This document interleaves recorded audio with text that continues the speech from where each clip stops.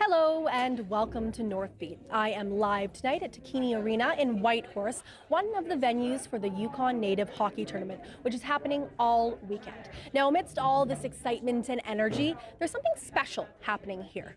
Play-by-play in Kaska language. We spoke to those broadcasters to learn more about the challenges of doing play-by-play in Kaska. That conversation is later in the show. But first, the news.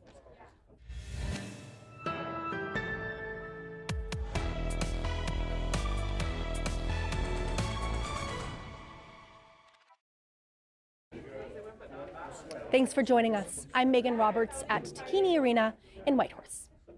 The Yukon First Nations Education Directorate is taking the federal government to court to save its rural school food program.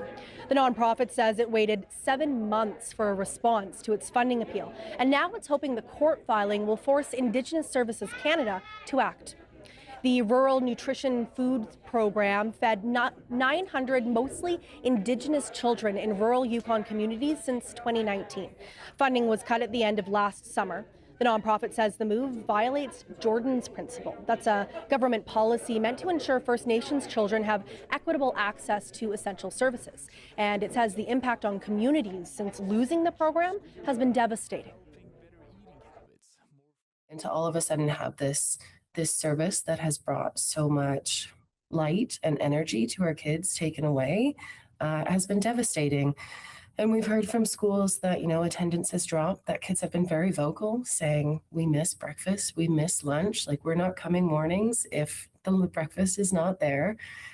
So it's really impacting their everyday lives and their ability to grow and develop and be active participants in schools. Wheelton says the federal government points to its new national school food program as a replacement, but it only offers about $1.50 per child per day. The Rural Nutrition Program provided $15 per child per day. The federal government has not yet filed a response in court.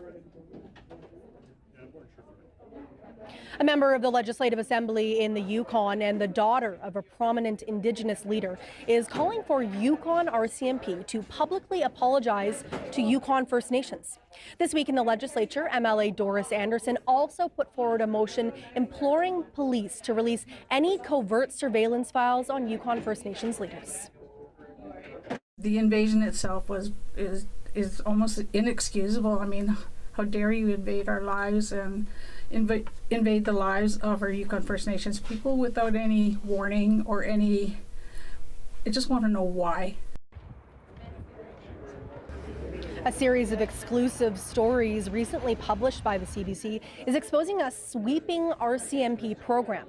It involved surveillance, disruption, and infiltration of Indigenous organizations between the late 1960s and early 1980s. The late Elijah Smith is a founding father of Yukon First Nations self-government and modern-day land claims. He's named several times in the documents, which were obtained as part of a years-long investigation by CBC Indigenous. Staying in the Yukon, the Ross River Dena Council has issued a declaration of the rights of the Finlayson caribou herd. It's critical and it's important to take care of the lands and resources that we have, because it's all we have left at the end of the day. And, if we take care of the land will take care of us. So I think we all need to realize that and put in that effort to protect the species that we rely on. The declaration formally recognizes the herd as a living ecological person by the nation. It acknowledges the herd's inherent rights to be respected by people, corporations, and governments. Those rights include legal protection, the right to habitat, and the right to be free of industrial ecological activity. Loblaw says the timing of this declaration comes as mining company BMC Mineral intends to mine within the herd's core range area. Loblaw says his nation is prepared to defend the herd's rights at any cost against those who infringe on them. Indigenous leaders from the Northwest Territories and Indigenous leaders from the Northwest Territories and Alberta are coordinating their response to concerns about tailings contamination and water protection. The Keepers of the Water put on a two-day gathering in Edmonton this week. Avery Zingle was there. Indigenous leaders, scientists, and people concerned about oil sands tailings met in Edmonton this week to discuss how they can protect their waters, wildlife, and people against further contaminants. They're weighing their response to a federal promise to Alberta to construct a pipeline to the BC coast and forthcoming regulations on treatment and release of mine water into the Athabasca River. A large delegation of Northwest Territories leaders went down to Edmonton to discuss what a potential expansion of oil sands tailings ponds could mean for them. For me, I am worried about the east arm of Great Slave Lake, the flow of contaminants reaching us. That is the concern. And I heard that the people of Fort Chipewyan already are suffering the consequences of the contaminants due to sickness and irregular wildlife and fish. Mikisew Cree First Nation Chief Billy Joe Tuckero says existing water regulations expose Fort Chipewyan to cumulative contaminants. He says cancer is rampant and that healthcare in remote communities is already inadequate. He says he opposes industry and the Alberta UCP government's push to regulate treatment and release. He says Mikisew Cree will oppose any expansion of the oil sands because of the potential impact to health in Fort Chipewyan. And I can say this, not going to happen. He says former Environment Minister Stephen Guilbeault promised him that if Mikisew Cree opposed treatment and release, that plan would not go ahead. He also says that current Environment Minister Julie DeBruson says she considers the science behind that plan to be unproven. Carney, Danielle Smith, if you guys are willing to accept these, are willing to approve these projects, like I've made mention to both of you, let's put that pipeline to Ottawa. Carney, you could drink the water first. Danielle Smith, we could pipeline this water to Calgary and you could drink it as well. Fort Smith's Jerry Cheesy asked Guilbeault why Ottawa is taking a back seat while Alberta pushes its pipeline plans. Guilbeault agreed that his government is not doing enough. He says that he quit cabinet over his opposition to the pipeline MOU. He says that any responsible government will not add to the tailings problem. I have reminded the government that we have a Crown Indigenous working group on the issue of tailing ponds, and that it would be very bad if we were to agree on something with Alberta, for example, regarding oil sands expansion through a new pipeline, without taking into consideration the impacts on water and especially water quality and the views of the Crown Indigenous working group. He says an ongoing cumulative health effects study in Fort Chipewyan should also guide those decisions. Avery Zingle, CBC News, Yellowknife.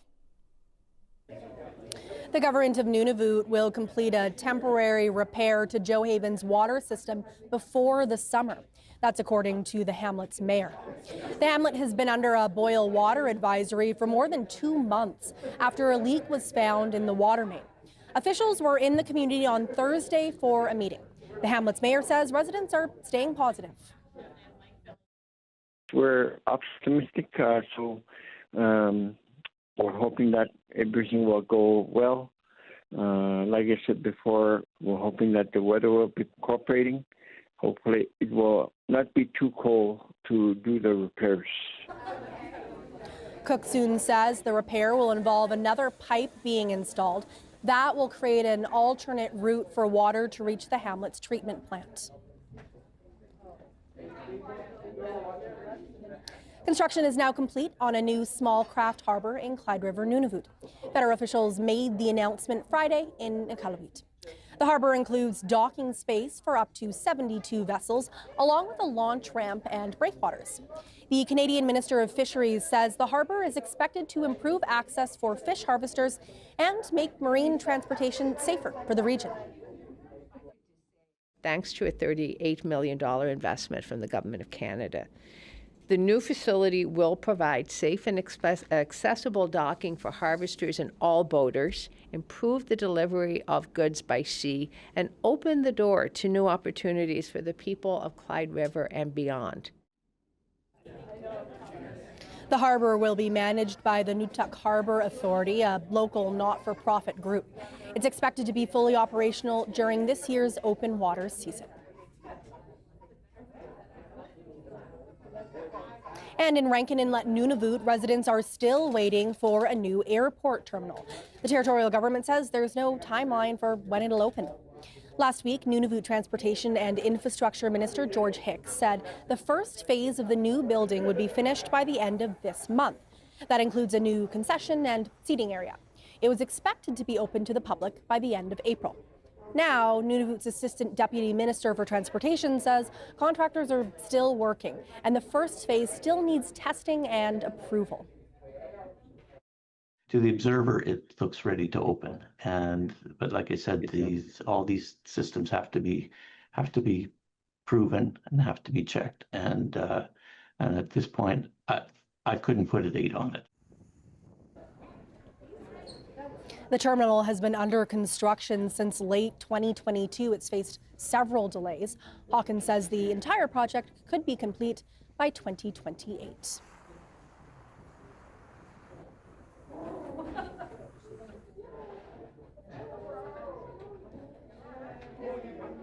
The chair of the Yukon Chiefs Committee on Health says First Nations can go it alone in improving health care in the territory. If you look at the evolution of health in 1999, early 2000s from Canada to Yukon government, they drew down all of the health models, and part of that is to ensure that Yukon First Nations healthcare needs are met.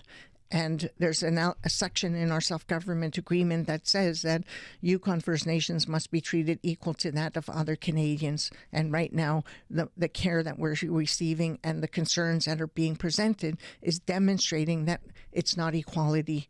And so is it a model? Absolutely, it's a model that we would contemplate and consider. 23% of Yukon is made up of Yukon First Nations, and that's 23% of the budget that Yukon government announced for health models and health care is intended for Yukon First Nations. Frost's comments come as the Yukon government is advancing a bill in the legislature to pause work on a territorial health authority. There was an emotional debate on Wednesday in the House. That's when the bill was brought forward with little notice given to opposition parties. The Yukon government says the pause will allow it to work with First Nations on the best path forward. Support is coming in for changes to the NWT's Public Service Act. One potential change would allow unionized public servants to switch unions. And one analyst says that would be a good thing for the territory. Jocelyn Chappelle reports. In the NWT, there are set bargaining units and unions for unionized territorial government workers. The Northwest Territories Teachers Association and the Union of Northern Workers, which represents people across sectors in the territorial government, from mining to healthcare workers. Currently, there's nothing in the Public Service Act that allows for new unions to be created. Now, the government plans to change that. This follows calls from nurses in the territory looking for a collective agreement that's just for them. A professor of employment relations says if a sector is calling for it, the need is obviously there. The union should ask itself, why does this group of workers feel the need to have their own representation? Answer, they didn't feel represented. And if there's anything that we value about our union movement in Canada is that it's independent and democratic. Right now, it can be very difficult to work into an agreement when Yellowknife North MLA Shauna Morgan introduced a private member's bill last May that focused on NWT nurses and their ability to form their own union. She says she supports the government's initiatives. It's been a real challenge to recruit and retain nurses without the flexibility of being able to design a collective agreement that is specifically targeted to having the kinds of competitive wages and conditions that might be present in collective agreements elsewhere in the country. A nurse in Yellowknife told CBC News that she hasn't felt supported by her union. CBC agreed to not name the nurse because of fears her job may be affected by speaking out. She said that a lack of communication from the Union of Northern Workers made her feel uninvolved in the bargaining process, and feels their own collective agreement would fit the needs of nurses better. Morgan says there needs to be a bit of urgency to get the bills passed through. The government will look at introducing and reviewing amendments in fall 2026. The current assembly ends in fall of 2027. Jocelyn Chappelle, CBC News, Yellowknife.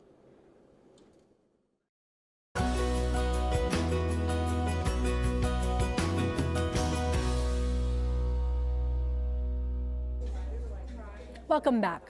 I'm live at Takini Arena in Whitehorse, the heart of the Yukon Native Hockey Tournament, which is happening all weekend. As we traveled throughout central Yukon this week, we asked hockey players what they would say to their rivals ahead of this tournament. Here's what incoming Selkirk First Nation chief and former MLA Jeremy Harper had to say. We have the Yukon Native Hockey Tournament. I know you're a hockey player. Are you going to be involved in the tournament at all? Yes, I will be playing on the team. Selkirk First Nation has 3 teams, and C, B, and A. And I think it's important to inspire our younger generation, making sure that we have healthy citizens competing in an activity. And, you know, hockey is one of the big outlets throughout the winter because we got 9 months of winter almost, right? So it's a healthy outlet, and Native Hockey Tournament is like our native Stanley Cup. You got communities from across the Yukon, NWT, BC, Alberta, and the higher regions registering the team and coming and competing for the title, right? Either C Division, Old Timers, Women's Division, Youth Division, Children's Division, A and B. It's, you know, what Native Hockey Tournament does to the economy in Whitehorse is amazing. And, you know, you're talking about thousands of people flooding into little Whitehorse, you know, and it's just vibrant. People are happy, excited. Spring is just around the corner. So everybody is just in a good spirit. So that's what I love about the Native Hockey Tournament, seeing all the happy people and seeing the children and youth being motivated. And then I just have a kind of a funny little question, but as a competitor yourself, do you have any messages for your rivals on the ice? Oh, I'm the kind guy. I just like to put the hard work, leave it on the ice. I'm not much of a trash talker. I'm just, you know, get on the ice and work your butt off and play hard for your team and represent your nation. And I think it's important that we always have the right message when we're on the ice and off the ice. And, you know, I just always want to be respectful. But when I'm on the ice, I'm going to work hard to get that puck and move it to whoever I need to move it to. Now, lots of people travel to Whitehorse to attend these games, but not everyone can. And if they can't, they may not want to hear about it in English. Let me introduce you to some of the Kaska language broadcasters here at the Yukon Native Hockey Tournament. We spoke earlier about what they do and why they do it.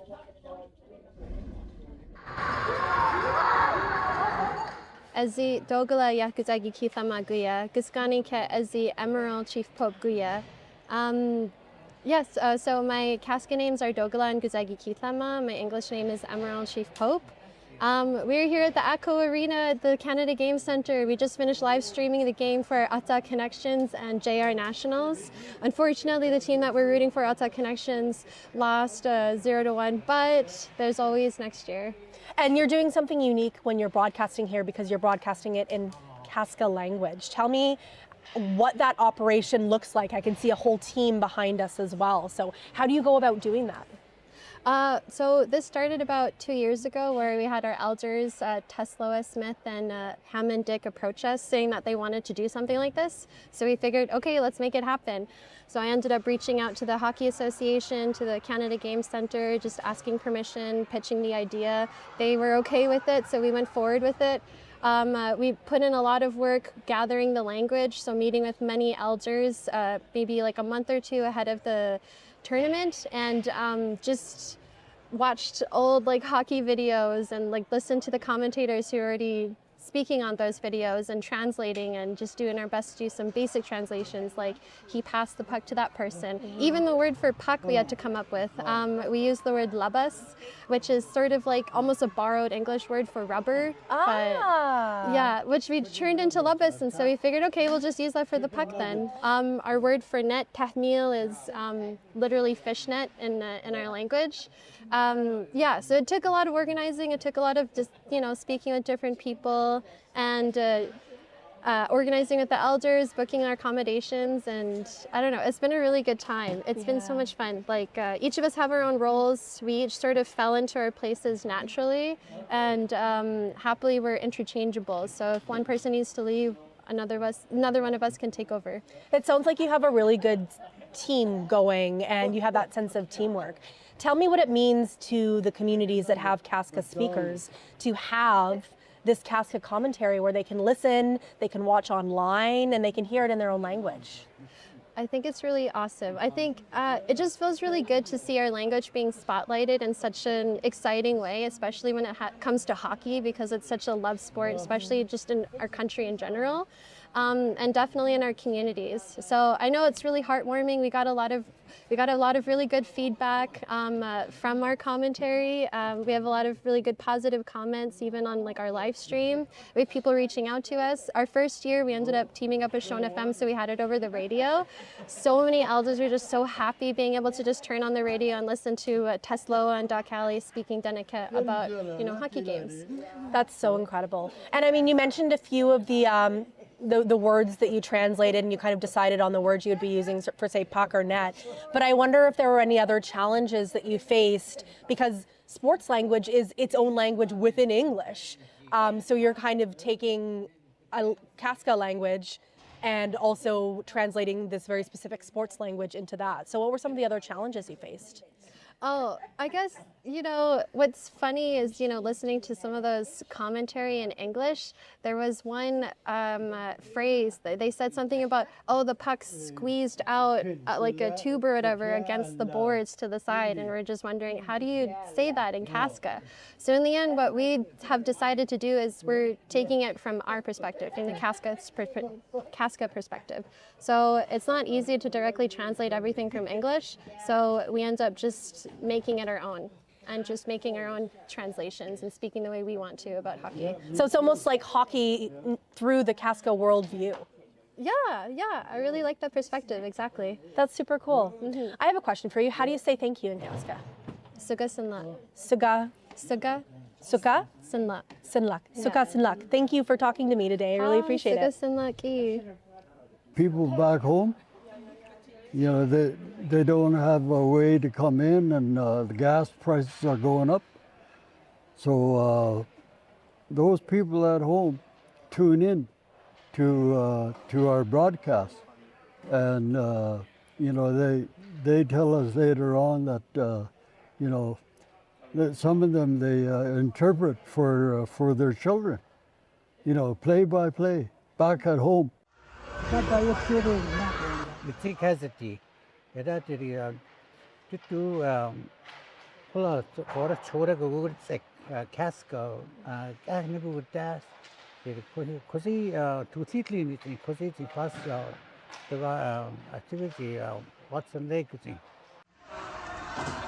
think they really enjoy it. They want to learn Kaska, and we're elders now and we want to teach them. So we're coming and starting this, and we got some young people with us that's learning, and they're doing better than us. We're just pushing them all the time.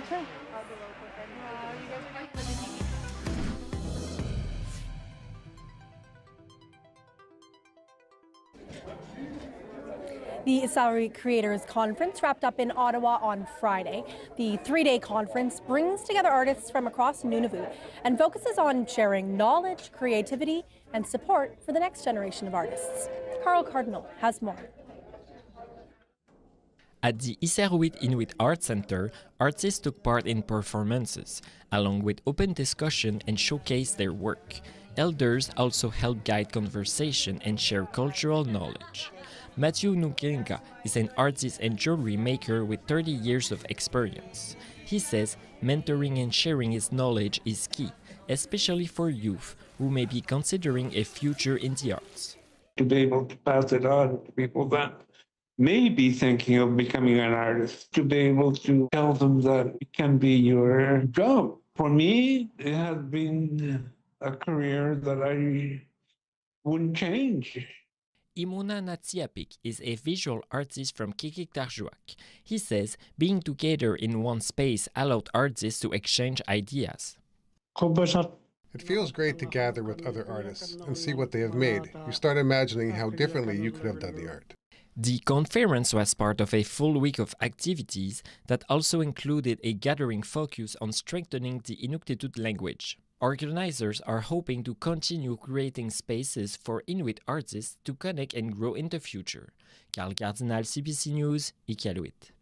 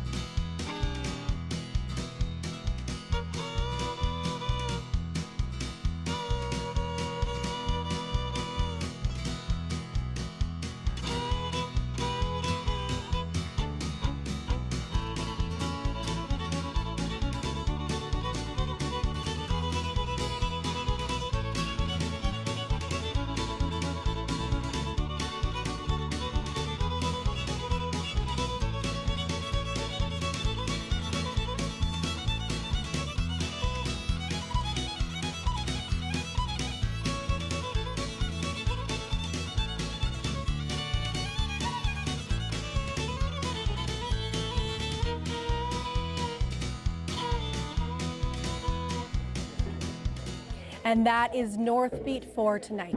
For news anytime, go to cbc.ca/north. We leave you tonight with a live look at the Yukon Native Hockey Tournament here at Takini Arena. Preparations are underway for the opening ceremony. Thank you for watching. I'm Megan Roberts. Have a good night.